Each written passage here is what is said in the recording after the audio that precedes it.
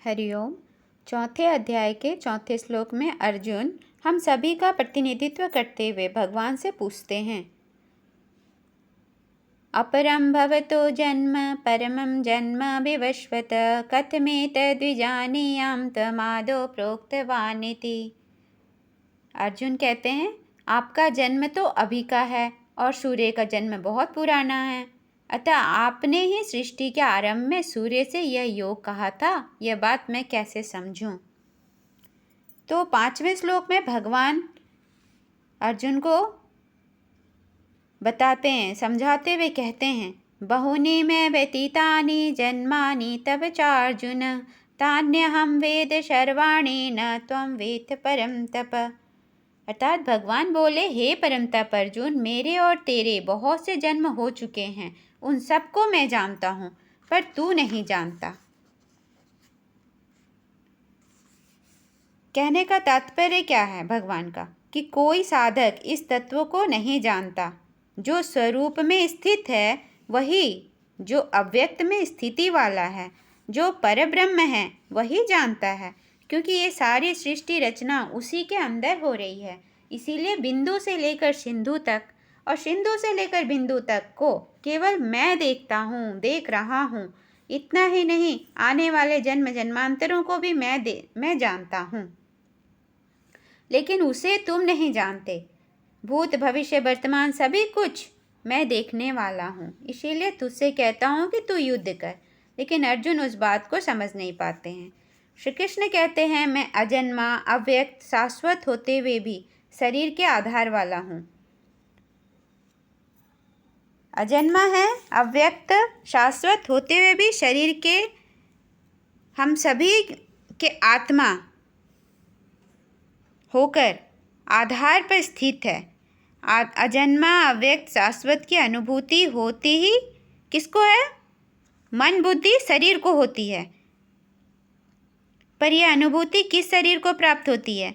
जो सिद्ध हो चुका है, जो आत्मा का साक्षात्कार कर चुका है, जिसे स्वरूप की प्राप्ति हो गई है। तो ईश्वर को जानने के लिए ईश्वर बनना पड़ता है। भगवान की इतनी खुली घोषणा को सुनकर भी अर्जुन विश्वास नहीं कर पाते, क्योंकि वे भगवान को साधारण मनुष्य या अपना ममेरा भाई ही समझ रहे होते हैं। आगे भगवान 6ठे श्लोक में फिर से समझाते हुए कहते हैं, अजो अपि षण्ण व्यात्मा भूतानामीश्वरो अपि षण् प्रकृतिम स्वामधिष्ठाय संभवाम्यात्म माया। अर्थात मैं अजन्मा और अविनाशी स्वरूप होते हुए भी तथा संपूर्ण प्राणियों का ईश्वर होते हुए भी अपनी प्रकृति को अधीन करके अपनी योग माया से प्रकट होता हूँ। यहाँ खुले तौर पर भगवान घोषणा करते हैं कि मैं अजन्मा हूँ, अविनाशी हूँ।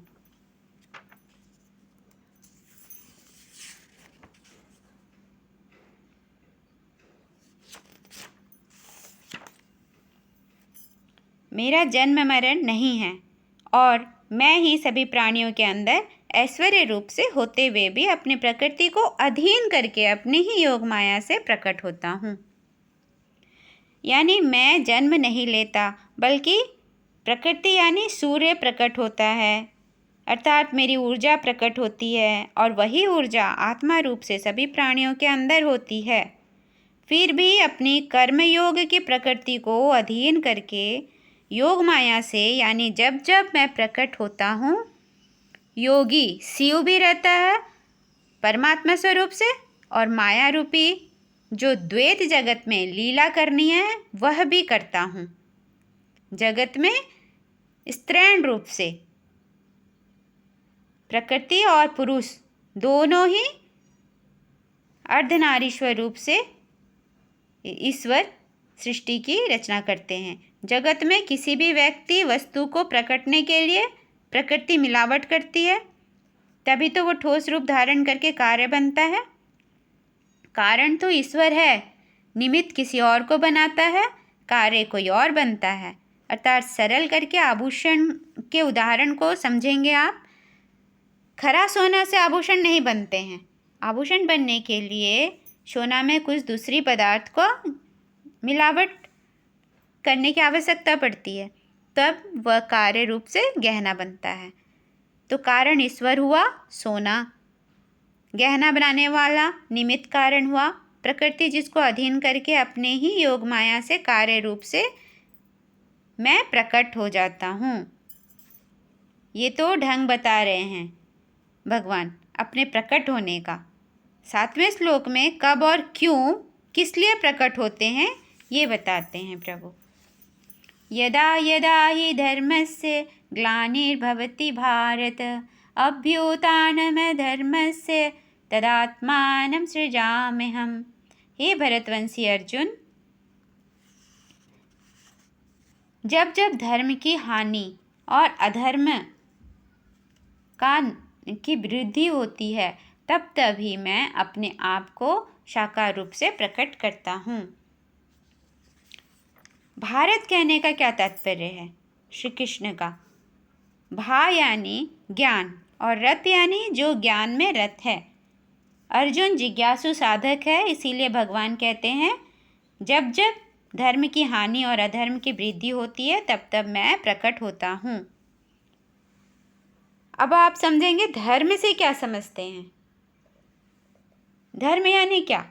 धर्म यानी निष्कामता, धर्म यानी अकारण आनंद। धर्म या आनंद तब प्रकट होता है जब जब हम माया के प्रभाव में नहीं रहते। जरा जन्म मृत्यु दुख सुख क्षमता बंधन ये सभी माया का प्रभाव है। तो जब जब माया का प्रभाव अधिक होता है तब तब धर्म का नाश होता है, यानी हमारे भीतर आनंद उत्सव अकारण संतोष की भावना ना होकर भय पीड़ा ग्लानि से हृदय भरा रहता है, तब अधर्म की वृद्धि होती है। सतयुग में तो धर्म अपने चारों चरणों पर था। कौन कौन से? सत्य तप दया दान। सत्य अर्थात शाश्वत सत्य। तो जब जब सत्य का लोप होता है, हमारे हृदय में अधर्म असत्यता की वृद्धि होने लगती है, सात्विक तप लोप होने लगता है, दया खत्म हो जाती है, लोगों के अंदर कठोरता ही रह जाती है, तब तब साधक माया को देखकर परम धर्म परमात्मा के लिए उसका हृदय ग्लानि से भर उठता है। तब श्री कृष्ण कहते हैं मैं आत्मा को रचता हूँ। तब तब ईश्वर अपने स्वरूप को क्रमशः रचते हैं। जब आपका हृदय अनुराग से प्रेम से भर उठे, उस शाश्वत धर्म के लिए दृढ़ स्थिति आ जाए, तब समझना चाहिए कि ईश्वर अब अपने साकार रूप से प्रकट हो रहा है। सो केवल भगतन हित लागी। सतयुग में धर्म 4 चरणों पर था, सत्य तप दया दान। तब ईश्वर नारायण स्वरूप में विराजमान थे, साकार। धीरे धीरे त्रेता आते आते सत्य का लोप होने के कारण त्रेता केवल धर्म के 3 चरण पर रह गया। तप दया दान। मनुष्यों में आसुरी संप्रदाय की वृद्धि होने के कारण राम रूप में अवतार ग्रहण करना पड़ा नारायण को। त्रेता में तपस्या का बड़ा बोलबाला था, धीरे धीरे वो भी लोप होते गया, तो द्वापर में श्री कृष्ण अवतार लेना पड़ा नारायण को। ये अवतार यानी क्या? जो सद्गुरु जगत गुरु बनकर आते हैं, ज्ञान से अज्ञान के अंधकार का नाश करते हैं, वो तो लीला करके हमारा अज्ञान दूर कर देते हैं। कलयुग में तो 3 चरण हट गए, केवल एक ही चरण आधार रह गया, दान पर ही टिका रह गया। अभी इस युग में जब चारों तरफ सद्गुरुओं का अवतार हो रहा है, सद्गुरुओं के रूप में ईश्वर अवतार लेते हैं, जिससे अधर्म का सदा सदा के लिए नाश होता है और धर्म की स्थापना होती रहती है। तो अब आपको संदेह हो सकता है, संशय हो सकता है कि ईश्वर स्वयं सद्गुरु के रूप में आकर ज्ञान देते हैं, राम अवतार कृष्ण अवतार बुद्ध अवतार में, फिर भी लोग इतने उपद्रवी हैं अधर्मी हैं। तो आपको छठे श्लोक ले जाऊं मैं आपको। 6ठा श्लोक में भगवान क्या कहते हैं? अजो अपि सन्य व्यात्मा भूतानामीश्वरो अपि शन प्रकृतिम स्वामधिष्ठाय संभवाय आत्म माया। अर्थात मैं अजन्मा और अविनाशी स्वरूप होते हुए भी मैं अपनी प्रकृति को अधीन करके अपनी योग माया से प्रकट होता हूँ। यही प्रकृति हमारे अपरा प्रकृति है, जिसमें तीनों गुण सतोगुण, रजोगुण, तमोगुण रहेंगे ही। जो पुरुष पुरुषार्थ करेगा वही गुणातीत होकर धर्म की प्राप्ति करेगा। याद रखेंगे, अन्यथा प्रकृति के वश में ही रह जाएगा। तो 7वें श्लोक में भगवान कहते हैं यदा 8वें श्लोक में परित्राणाय साधूनां विनाशाय च दुष्कृतां धर्म संस्थापनार्थाय संभवामि युगे युगे। अर्थात साधुओं भक्तों की रक्षा करने के लिए, पाप कर्म करने वालों का विनाश करने के लिए और धर्म की भली भांति स्थापना करने के लिए मैं युग युग में प्रकट हुआ करता हूँ। भगवान क्यों प्रकट होते हैं, किस लिए प्रकट होते हैं, सब बता रहे हैं। लेकिन सबसे पहले तो ये बतलाइए कि साधुओं की रक्षा करने की क्या ज़रूरत है, जब उन्हें ना अपने शरीर का भान रहता है, यानी मैं मेरा तो उनमें रहता ही नहीं, और ना ही दैहिक सुख ना भौतिक सुख की कामना रहती है उनमें। तो भगवान किस चीज़ की रक्षा करने की बात कह रहे हैं। और दूसरी तरफ पाप कर्म करने वालों का विनाश करने की बात कहते हैं।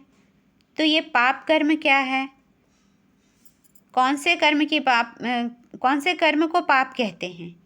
और तीसरी बात वे कहते हैं धर्म की भली भांति स्थापना करने के लिए मैं युग युग में प्रकट हुआ करता हूँ।